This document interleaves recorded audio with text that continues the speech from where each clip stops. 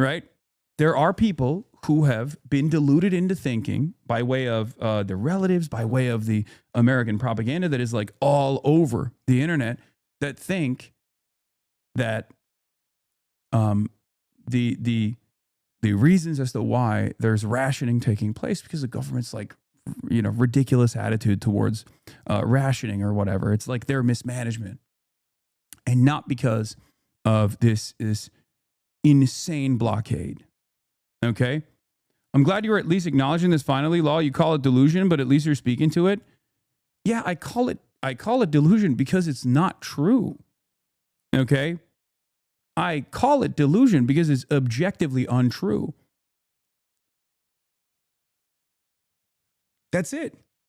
I mean, how can you look at a system where you think America yields prosperity? I'm American. I live here. I know what it fucking looks like. Okay? I know what it looks like.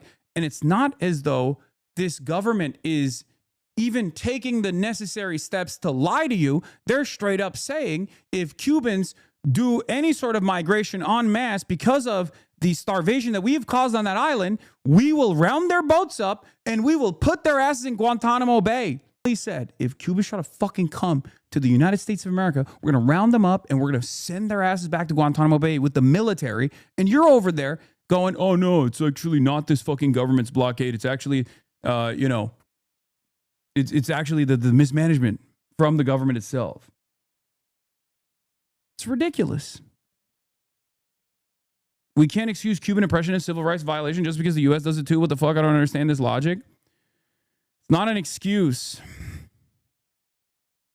It's utterly immaterial in the conversation that we're having. And the only reason why we have that conversation,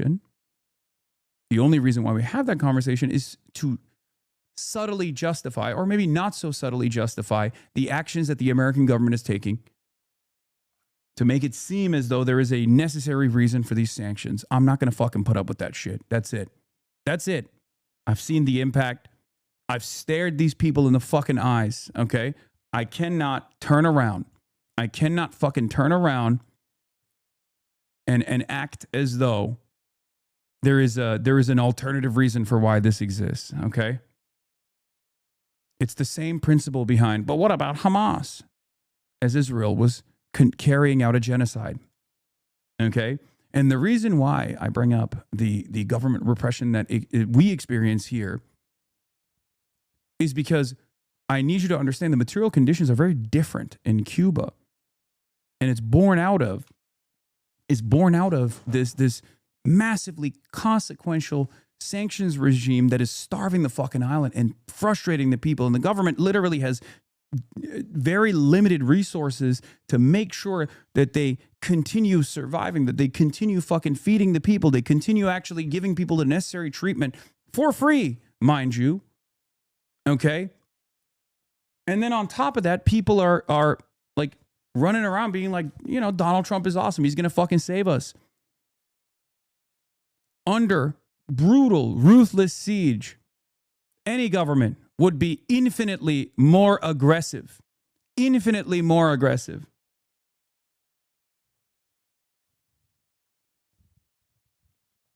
It's ridiculous. When we were waging a world war, World War II, we rounded up every single Japanese person in California and put them in fucking concentration camps.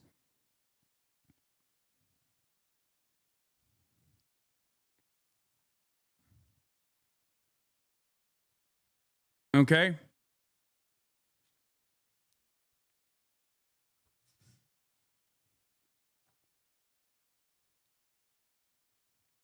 Your inability to find any fault in the Cuban government waters down your stance. No government is perfect, and especially one that's been suffocated for so long. You can acknowledge that, but but it's okay, and just because. No, I don't think you guys understand. I don't think you understand the point I'm making here. Okay? I'm not here to make you feel good. I'm here to just tell you the fucking truth. That's it.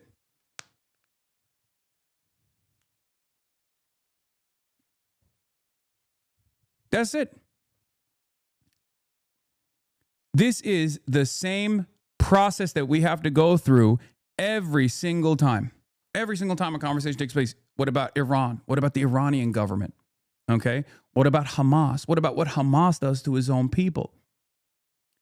If one much more powerful force is literally sieging this island nation with 11 million people, engaging in siege warfare, and the government is trying to maintain stability in the process, of course I'm going to try to get dumb fuck Americans to comprehend what that would look like if it happened here, by pointing to historic examples of what we have done when we weren't being sieged by a much more powerful force, but we were engaging in a world war where Pearl Harbor happened and we put every single Japanese person in a concentration camp. What the fuck are you talking about? We engaged in the process of internment during our war, our world war. That's what governments do. They take a heavy-handed approach when they are constantly waging war. Now imagine what's going on in Cuba for 60 fucking years. These sanctions are not helpful. They are designed in a way where there is plausible deniability so that people that experience it eventually say, oh, the government is just lying about this blockade. It can't be this is all I've known. All I've known my whole life is just like fucking unnecessary poverty. This sucks. There's wealth right there, 90 miles out the coastline, prosperity. The reason why I'm bringing this part up, by the way, is because I need people to understand, like, of course there are people that live through this process and develop this opinion, just as there were tens of millions of Americans who looked at the current design of American society and thought a right-wing fascist monster was actually going to create a new wave of American prosperity. There are people with different mentalities everywhere. No one is fucking monolithic, and no one is going to be on the ball. Just because you live through it doesn't mean you're going to have ancient wisdom and you're going to be able to figure out exactly why things are happening. Okay? But I'm sorry, it's just pure victim blaming. And I don't want to do that. It's ridiculous. The reason why I criticize the U.S. government when we slip on journalistic freedom and freedom of speech infringements is because there is no country that has the same power gap between us and another country that's like enforcing its will upon the American population. Okay?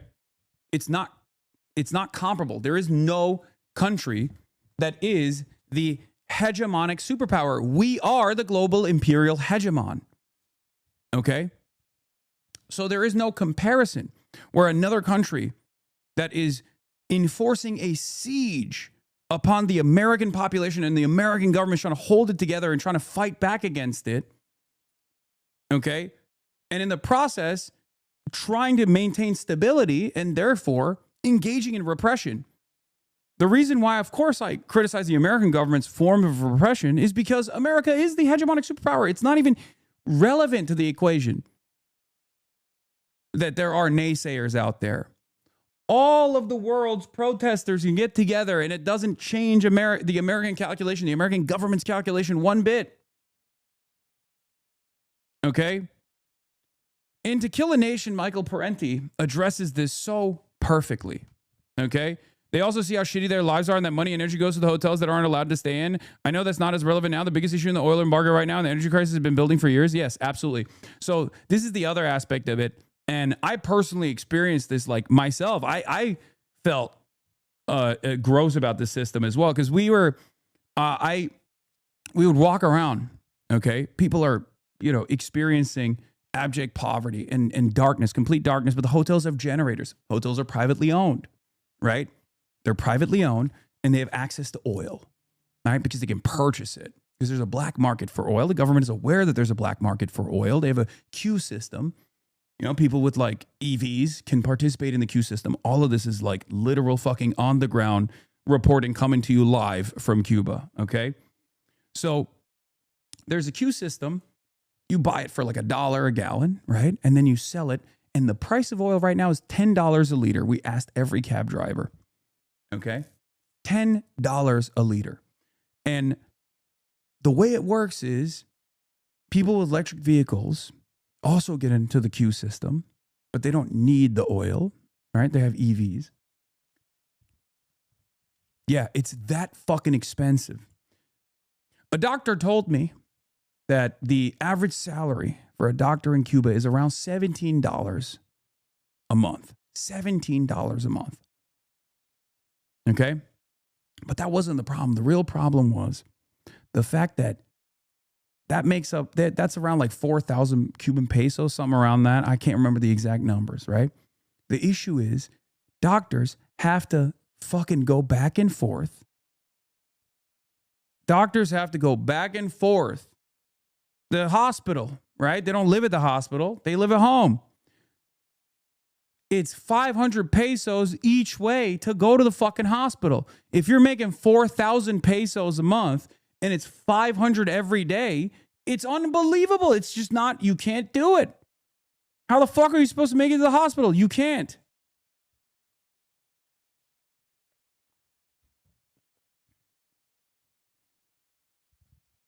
It's insane. It's unsustainable.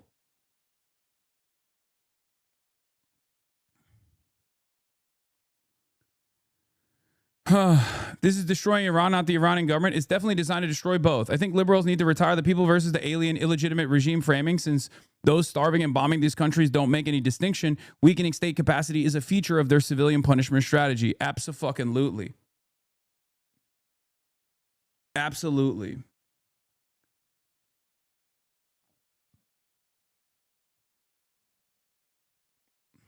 So do you understand?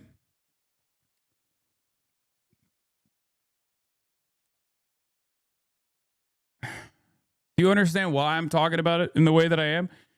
In Havana today, I saw an old woman with painful injury burst into tears of joy when she got a bottle of Advil. My personal opinion is that everyone who can should go to Cuba and bring the antibiotics and painkillers we take for granted in the U.S. Antibiotics over optics. You genuinely could script something with worse optics than this Cuba convoy, Lamau. Like, they literally work tirelessly to bludgeon the optics argument and to bastardize what was going on. And then they turn around and go, but what about the optics? Bitch, you're the one who fucking lied about it to make the optics look unsound.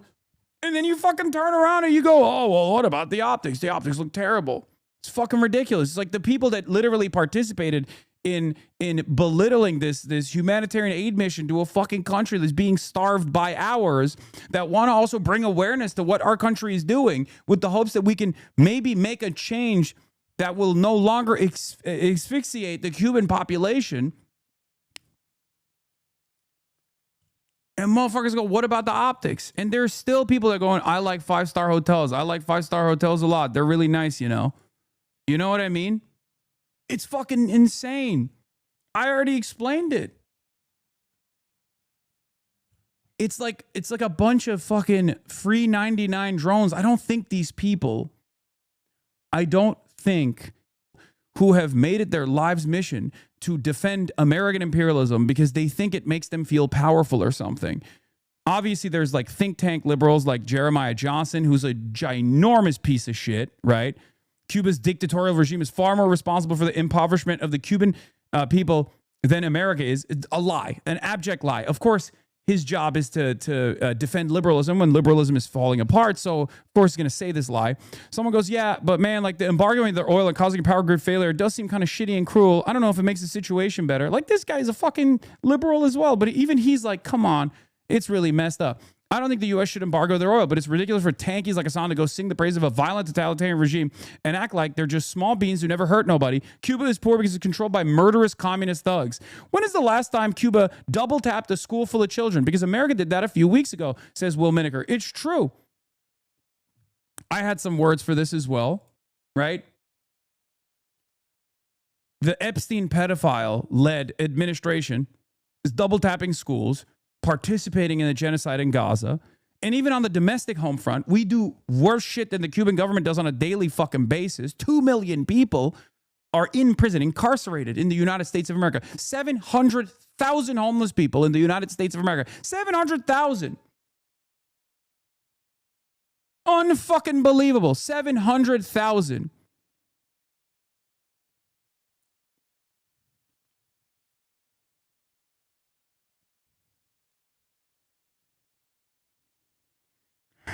On top of all of our violent domestic or violent foreign policy. And it blows my fucking mind. This is the wealthiest nation on earth. And people still go, oh, but these other countries, they're so violent. We have no leg to stand on, man. We have no leg to stand on. If you're defending America, you are not defending Americans, okay? If you're defending the current American government, if you're defending the current system, you do not care about your fucking neighbors, okay? It's that simple.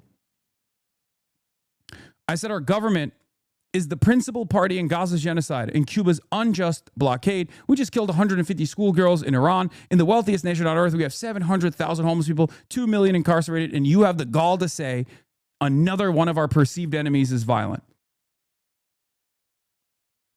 And the reason why you say that, the reason why people say that is because they want to defend American foreign policy. They want to defend the American sanctions regime. They want to say, no, it's not.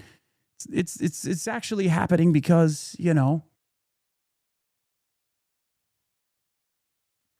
it's happening because the government is scary. It's communist. It's murderous, bloodthirsty.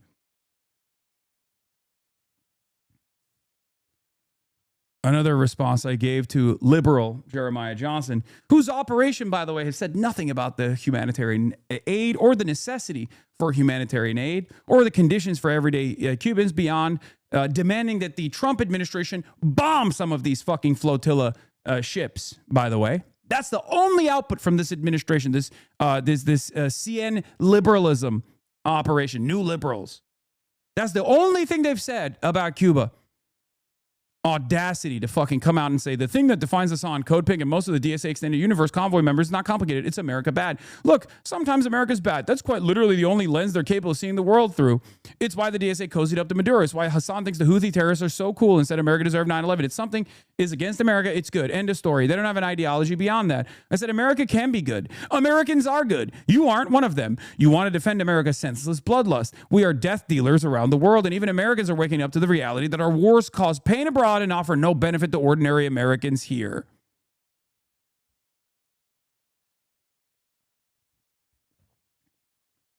Parasite.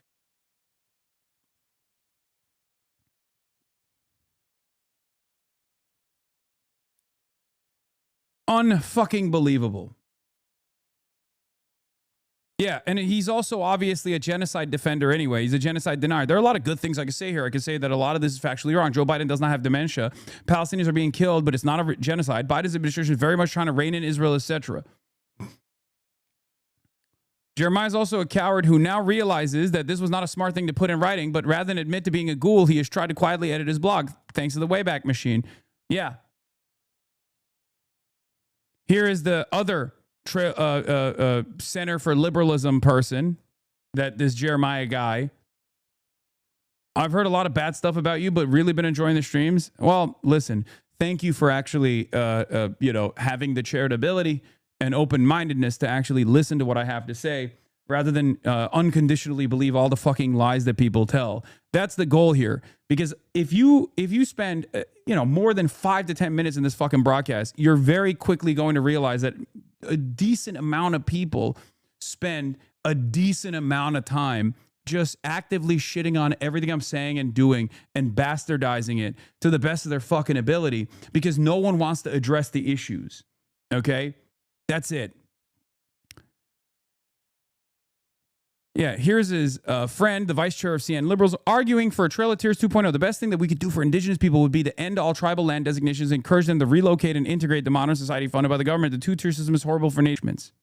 We cannot send a technician, nor can we send the necessary components to fix this multiple $million piece of equipment.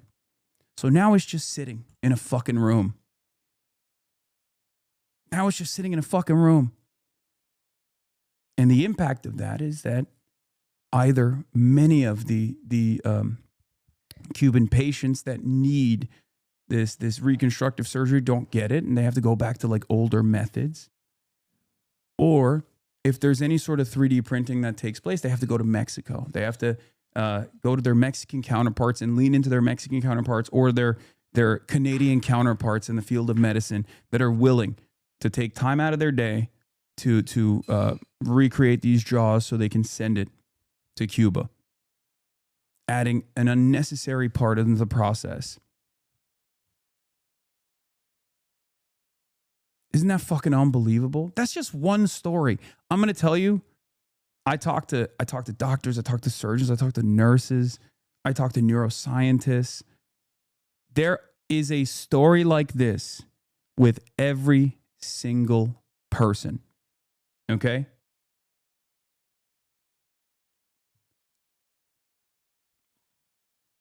Unbelievably cruel. Unbelievably cruel. Unjustifiable in every way, shape, and form.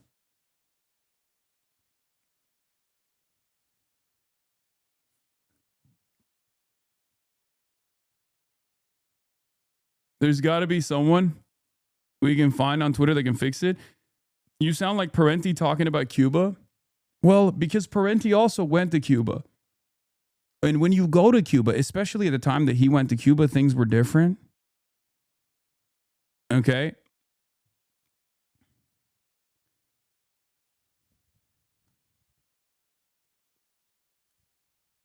But when you go to Cuba and you see how responsive this government is to the needs of its people and what kind of vision they had and how they implemented said vision in spite of all of these restrictions, you can never unsee it. It's just a shocking revelation all of a sudden. It breaks apart every single thing that you might have heard from afar about who is the responsible party.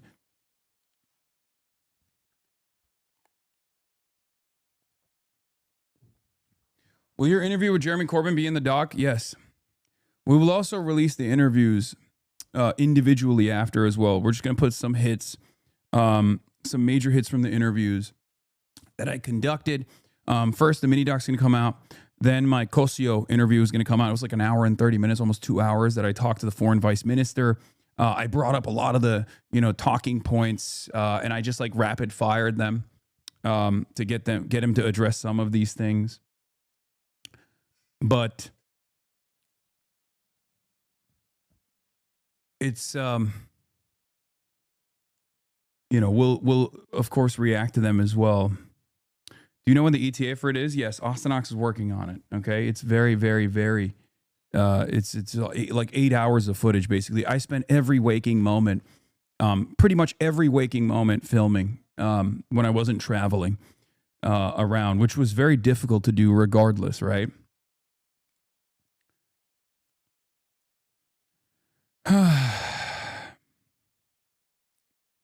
But yeah. An old tweet to your point. Yeah. This is Arturo Dominguez responding to Camila Cabello. Want to talk about all the more than 1,000 sanctions over 65 years, the failed invasion of the island? What about the CIA-backed terrorist attacks? Let's face it, that Cuba has been able to withstand the worst that the U.S. can throw at it for that long is pretty damned impressive. Pretty sure that's a sign of success, especially if there weren't any sanctions. And don't talk to me about repression where federal agents are executing people on the streets for nothing more than being observers. All the people Marco Rubio's locking people up for speaking up for Palestine. And when it comes to free speech, let's talk about how Rubio just sanctioned several content creators and independent journals on the island for doing nothing more than showing U.S. embassy vehicles cutting in line for fuel during gas shortages. Y'all's duplicity is astounding.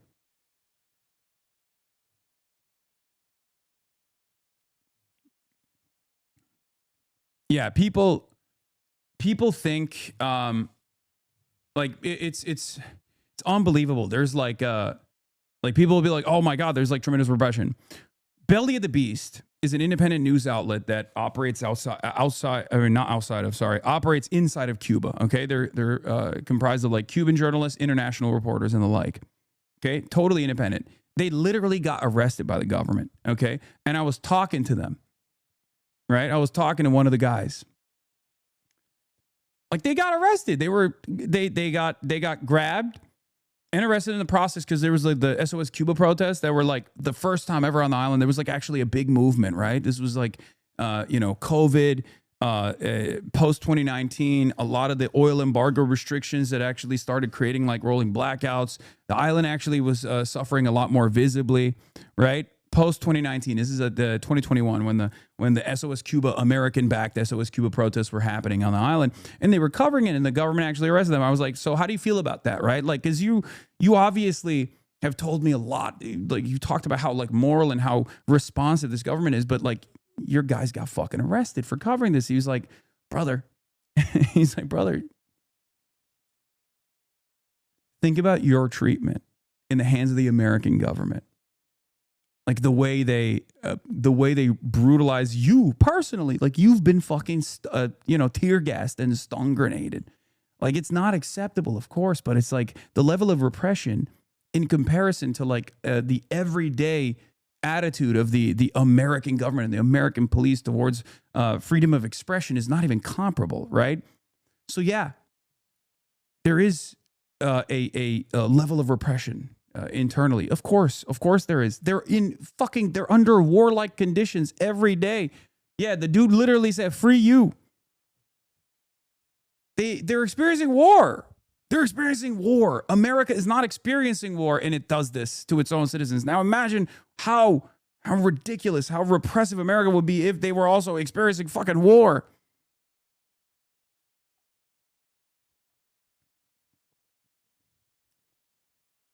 Also, that stuff is utterly irrelevant when we're talking about the sanctions.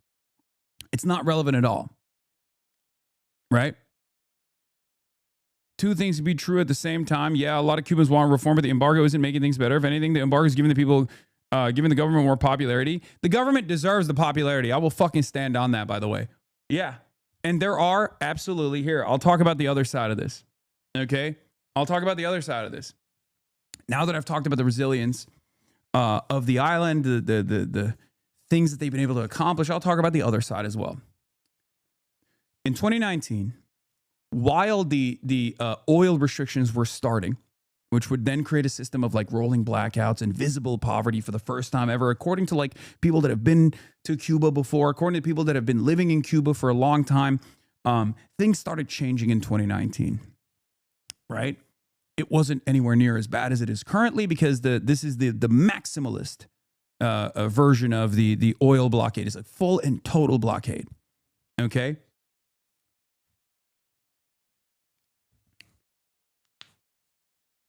At the same time, this is before COVID, the Cuban government actually, for the first time ever, no longer just had free internet access, unrestricted, by the way, unrestricted free internet access in their parks and in certain government buildings and hotels and the like, but now they created a bandwidth, like a system where anyone could access the internet. And that's where the fucking National Endowment Foundation propaganda, Spanish-speaking Twitter accounts started popping up, okay? Going absolutely nutty mode. And yes, for a lot of young Cubans that saw the abundance and the wealth only 90 miles away, their immediate family members that have been able to escape Cuba and find a piece of that American prosperity, that's all they saw. They saw American capitalism and they saw the communism on the island as being the primary as bearing the primary responsibility for their everyday struggles. And nowadays, there is a decent chunk, I will admit, there is a decent chunk of young Cubans that absolutely, in Cuba, that believe that the government's lying about the blockade. It's unbelievable, but it's true. Tweetings from a 5-star hotel powered by generators while the local hospital goes dark. You are truly, genuinely a psychopath. Wow. This guy is one of the biggest, most troubled, most schizophrenic, vulgar demons I have ever encountered in my fucking life. And he has the audacity to claim that he is a humanitarian and a liberal. Shame on this fucking piece of shit. Shame on you. Unfucking believable. Unfucking believable. I wasn't even in Cuba when I tweeted this, for the record. But it doesn't matter. It's all misinformation.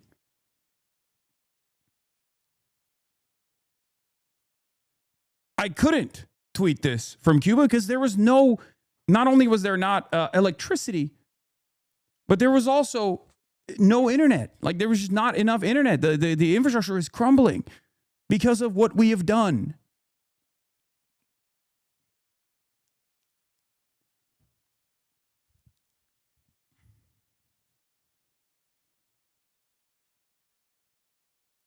God, it's fucking nasty. What a nasty piece of shit this guy is. Shame on you. If you have the capacity to feel shame, that is. You don't. Okay? Oh, unfucking believable. Unfucking believable. I mean, I dunked on him too, and he lost his mind. There was a couple like ultras that were also saying some dumb shit too, and I had some strong words for them too. But yeah. I cannot believe it. I cannot. It's just, it really, I saw the best in humanity with regular, everyday, ordinary Cubans trying to make the best, trying to make the most of their horrible circumstances. Okay? And then I come back and I see people on the sidelines trying to do their very best to continue justifying the asphyxiation that we have implemented on this island. The people died because you morons threw a giant party and sucked up all the electricity. These are fucking Cubans, man. These are everyday Cubans having a great time on a free concert that was thrown together. And it wasn't just kneecap. It was like, Cuban artists that were also participating in it. I say you're a fucking insanely indecent person and you should really think hard about why you're repeating obvious moronic lies that MAGA is spamming on the timeline. Vicious scumbag.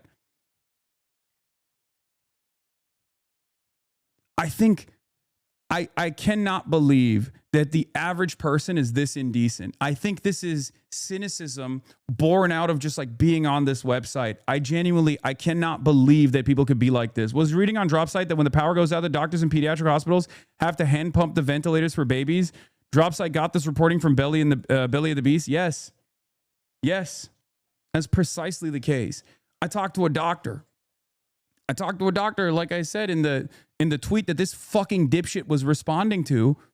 I talked to a doctor that told me that in our interview, when the power goes out, when the generators fail and they're mid-surgery, they just basically sew the patient back up and they go, we'll try again later.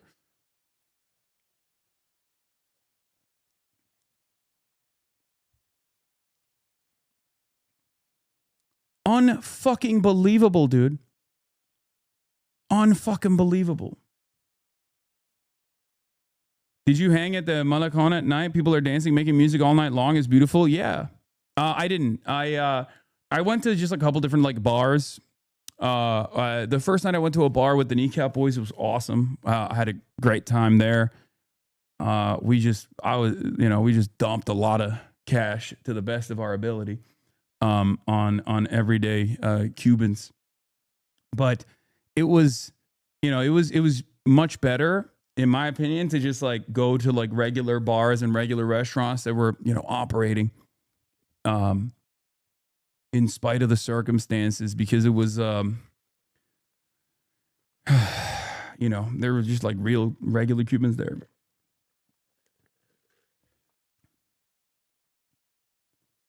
It was crazy when you mentioned NeuroSim, and then you had people argue deep in the comments how it's fake or not a real cure, or whatever. There are a million cures. Made me so goddamn mad. Americans would rather die than admit a foreign enemy has any benefit. Exactly.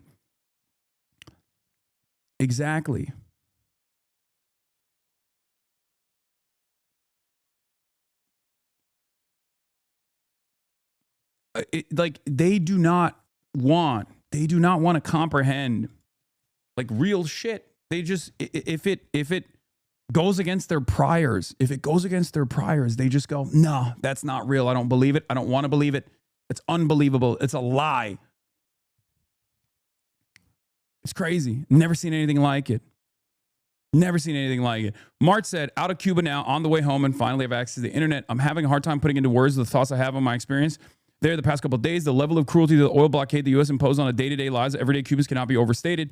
Everyday conveniences and essential services that we take for granted are completely non-existent. Entire systems that were already dilapidated by decades of sanctions and restrictions from participating globally start to break down exponentially when you remove fuel from the equation. The innovation required to accomplish the most basic tasks is astounding. People existing at night in complete darkness with the blackouts, just trying their best to lead normal lives in spite of the lack of power. Yet every Cuban person I met was extremely kind, patient, and welcoming. The resilience that the people of the island have is extremely admirable and heartbreaking to witness. Cuba is a beautiful place with amazing people and insane potential. What the U.S. has done to that island is shameful and nothing short of inhumane. Okay? It's an experience that I think every American should have. It will change you. Okay? It will change you. When Ben Rhodes told me before I went to Cuba that I was going to be very sad, he was somewhat right. I landed and I could not believe how beautiful this island was. I could not believe how beautiful the people were. That was my first reaction. I was like, wow, I'm not a big nature guy, but this is one of the coolest places I've ever been to in my life.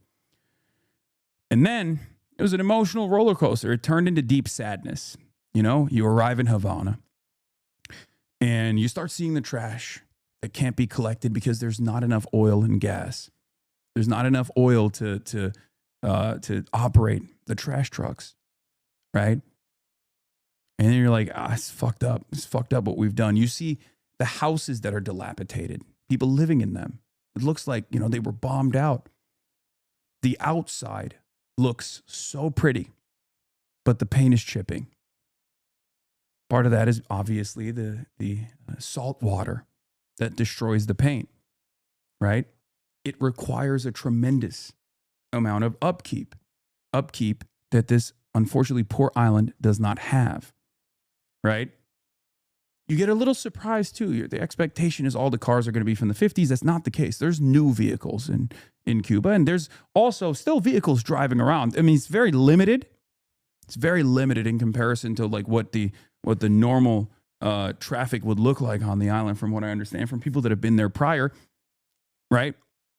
There's a tremendous amount. I mean, there's a queue system that the government has implemented. There is obviously a lot of not hoarding necessarily, but like stockpiling of the strategic reserves so they can just like hopefully continue surviving to the best of their ability, right?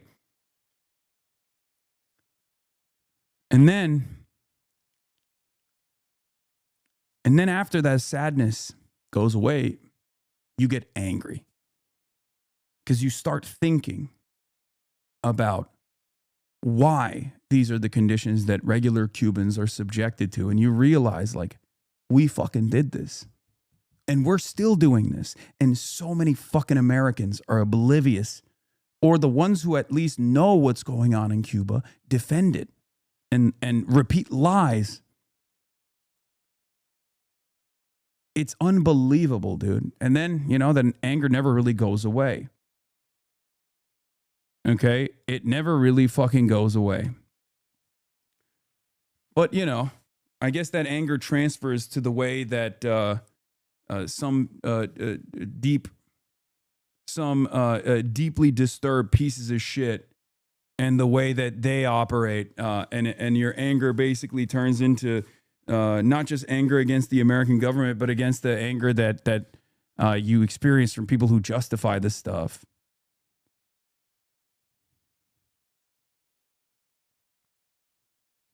Don't talk about their poverty. It makes Americans think they deserve it. Talk about how much white people want to access the country they have and how little they get in spite of how much white people take.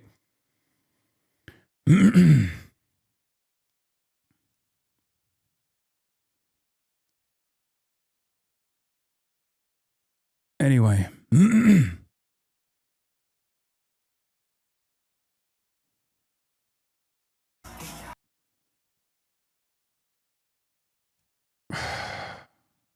So unbelievably frustrating.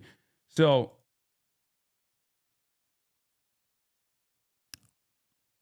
how do you feel about the concessions that Cuba is willing to give back to the famous plantation owners and bourgeoisie assets? Brother, This is no longer a time for ideological rigidity. Not only that, but also the official Cuban government's position, even from the Castro days onward, was always to offer financial restitution for the assets that were taken. It's just that America shut off their exports to the United States of America to render that impossible to do. If you knew about Cuban history, you would recognize that what Cosio told Ryan Grimm in front of me, ironically enough, I was there. I also interviewed Cosio. I will be releasing that after we show the mini doc, which will have pieces of all the different interviews that I conducted, some of the more high impact moments that explain, hopefully, to people that did not know about like what is the reason for why Cuba is experiencing these shortages. It will prove to you without a shred of a doubt that this is America's doing. This is America's design, and it's unbelievable. Okay, it is unfucking believable until you go there and you talk to the people who are directly involved in the distribution of pharmaceutical products, the people that are responsible for the creation of medicine, the people that are responsible for the logistics of delivering the medication. Until you see that with your own two eyes, you're like, there's maybe some of this has to be mismanagement by the government, right? Like, and then you talk to these people and you're like, oh my fucking God. Oh my fucking God. It's unbelievable. Amazing how the media can tell you all about human rights abuses in Iran, but when the U.S. is causing people on ventilators to die in Cuba, there's radio silence. Apparently, human rights only matter when we need an excuse to start a war. Yes, that is precisely the case.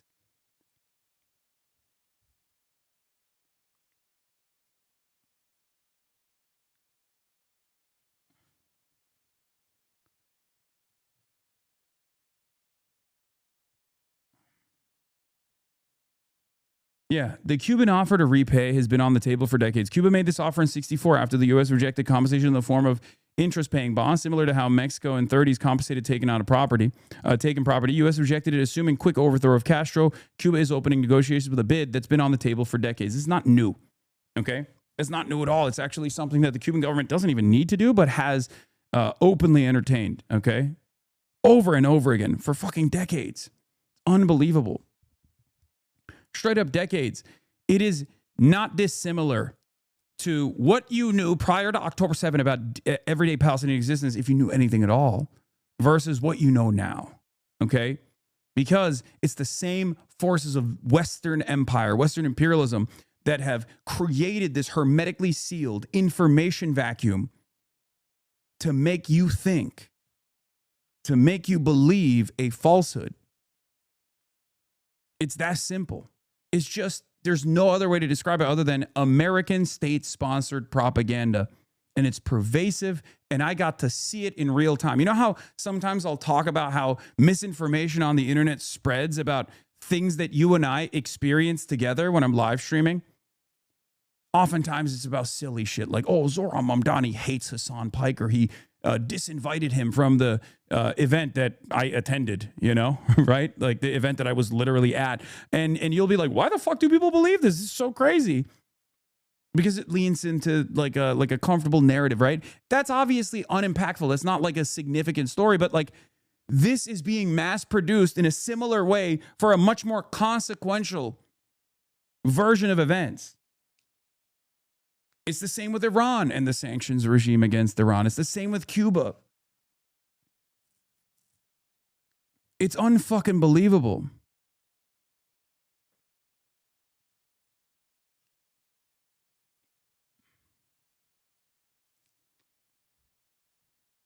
It's unbelievable. Why don't you and Charlie McBride get along? Charlie McBride? Wait, is that who I think it is?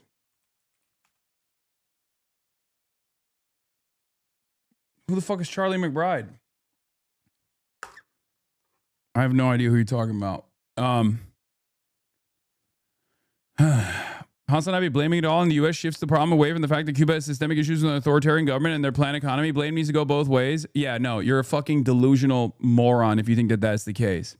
Okay? Sorry, it's just the truth. There is literally, once you see it, it's impossible for you to unsee it. Okay?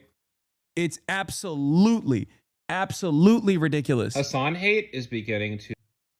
It's abso-fucking-lutely ridiculous. You are making shit up. Okay? There is no both sides in this equation, okay? 60 years of fucking actively trying to undermine. Dude, you don't know. You don't know what you're talking about. When you see some of these interviews, you will fucking understand exactly what I'm talking about, okay? I'll give you a teaser. One example. And there are millions of examples like this. I'll start with one example. I talked to a surgeon. Okay, he is a highly esteemed facial reconstruction surgeon. There's a lot of people who need jaw reconstruction because they have lung cancer or throat cancer, and this surgeon goes in and does this incredibly complex procedure where they rebuild a jaw for the patients. Okay. And, there are more old school methods in the reconstruction process. And then there are newer methods that are available. There's a 3D printer. So this guy that I interviewed, okay, I'll tell you his name. This guy that I interviewed, his name is, hold on. Guillermo Sanchez, okay? Guillermo Sanchez, he's a jaw surgeon. We took a photo with some of his students and other doctors as well. You might have seen it. So he's a world-renowned expert in facial reconstruction surgery. Okay? And I was talking to him about how this stuff works.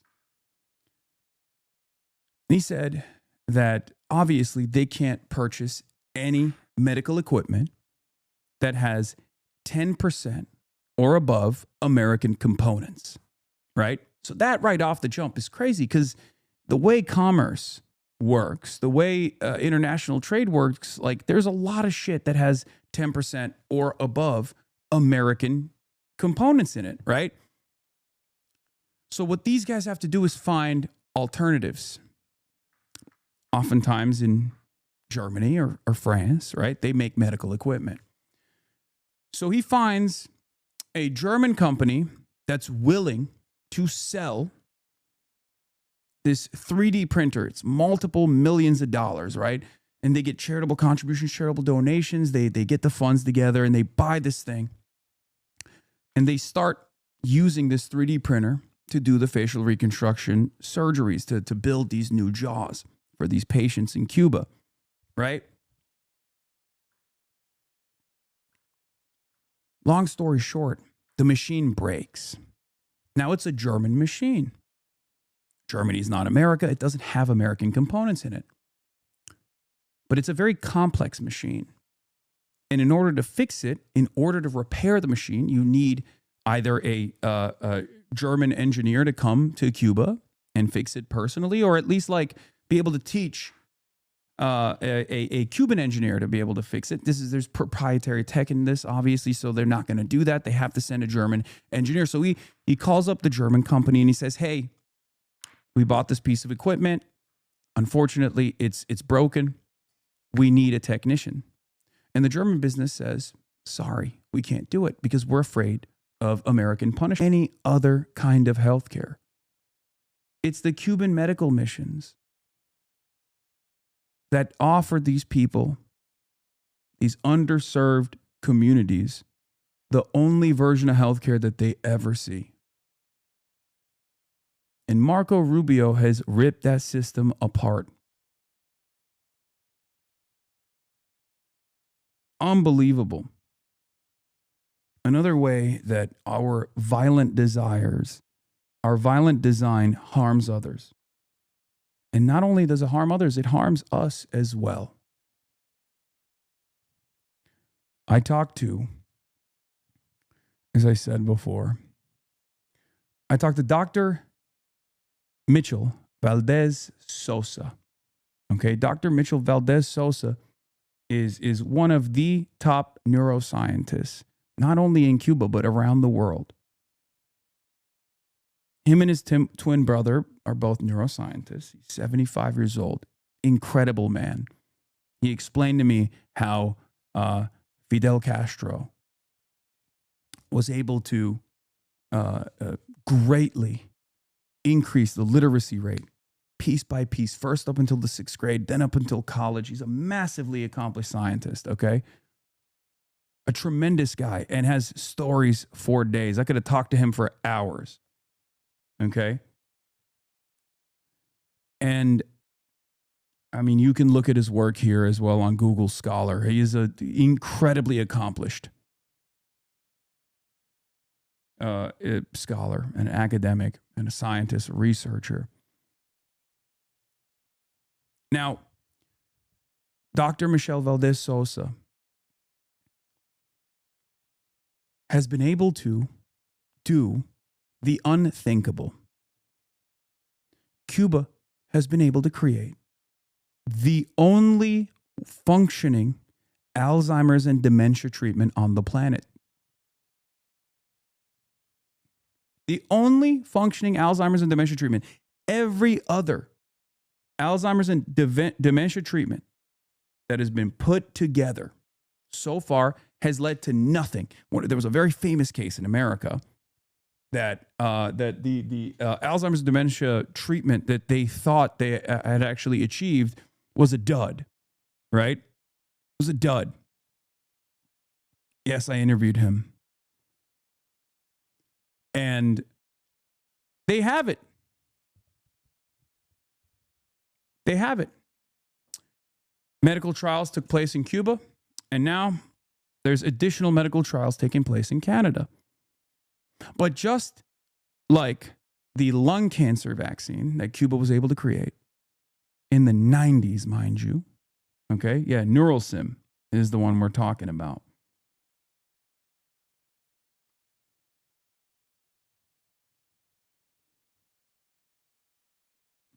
And I cannot believe that they put the context note on this. Look, NeuroEpo claims to rely on a single trial from Cuba without independent replication. The researchers themselves acknowledge that larger trials are needed. The phase 2 trial in Canada is ongoing, and wider adoption awaits phase 3 confirmation.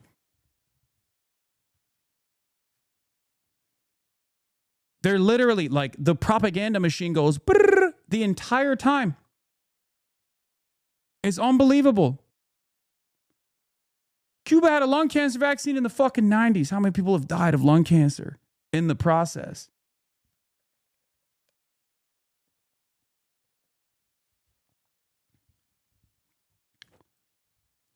How is this attitude anything but better dead than red?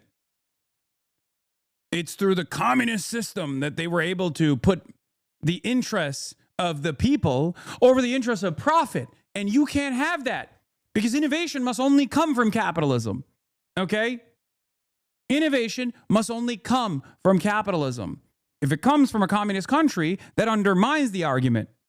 That undermines the argument in spectacular fashion, doesn't it?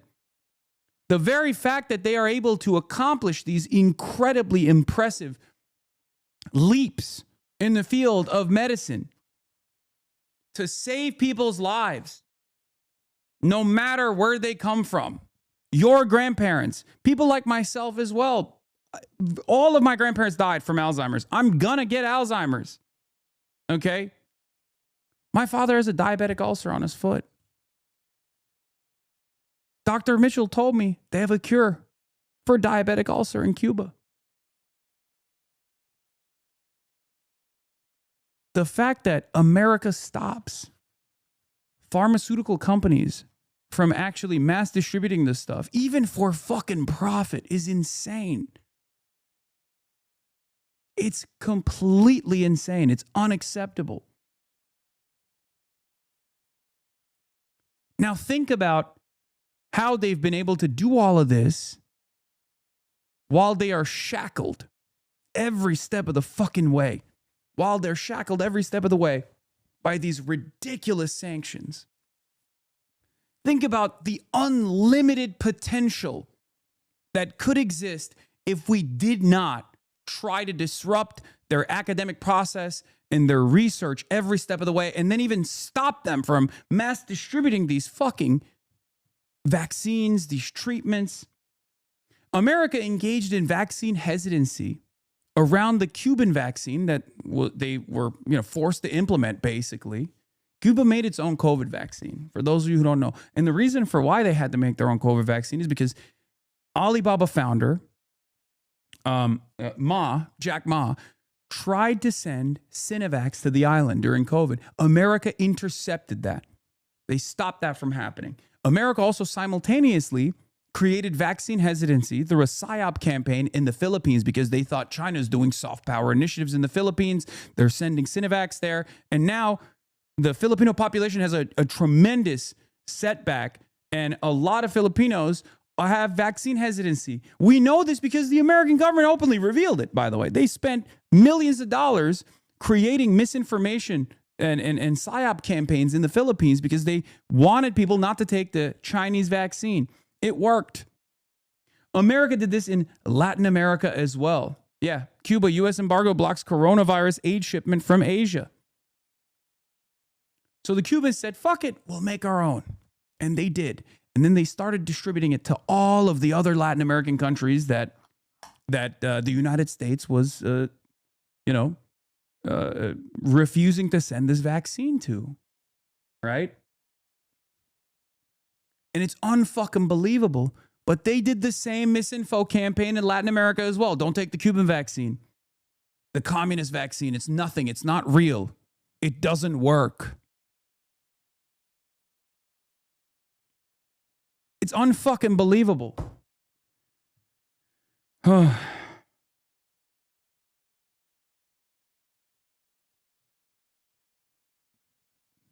It's unbelievable, dude.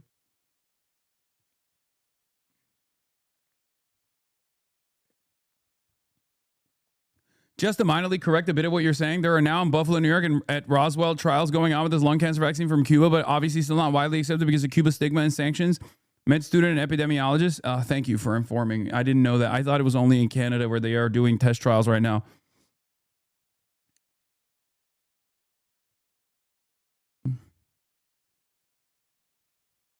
It is fucking crazy, though, don't you think?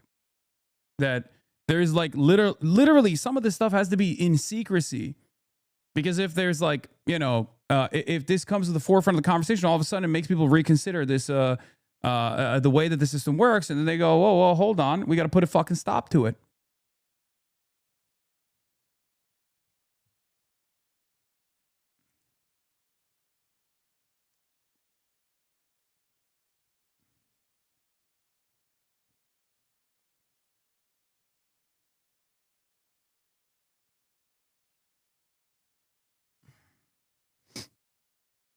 Anyway.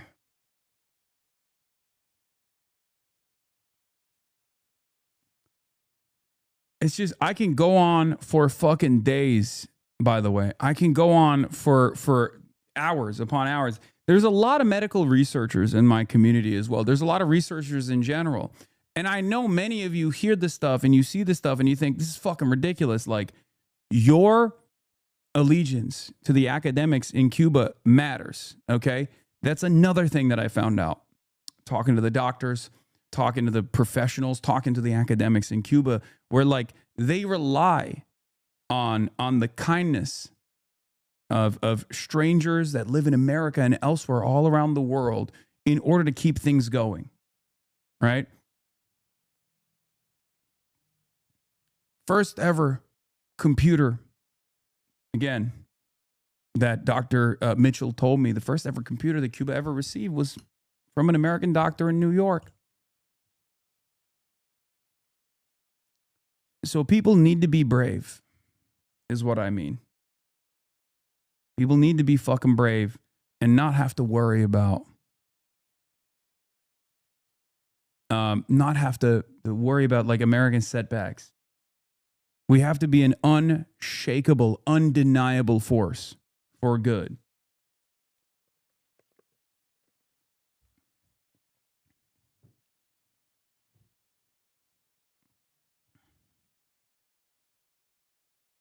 Yeah, I mean, this was funny. Hassan's $690 button down shirt alone can feed a family of four in Cuba for about a year. Damn, he should go to Cuba and give them money. Yeah. It's so strange. It's strange that, I mean, it makes sense that this propaganda works on the fucking hogs too. Like, I get it when people are like, but what about the optics? It's like, the fuck do you mean? Like, what are you talking about? Like, I'm literally in Cuba, you know? I'm in Cuba.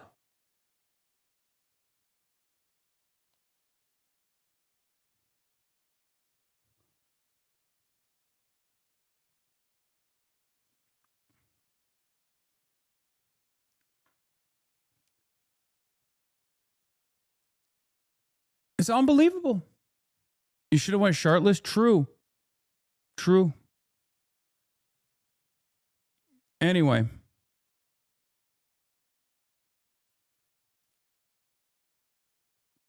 Why do you give these hogs the time of day? Because this kind of propaganda, unfortunately, has the capacity to muddy the waters. Okay. When the goal here is to obviously talk about the plight of everyday Cubans and talk about the impact of the blockade,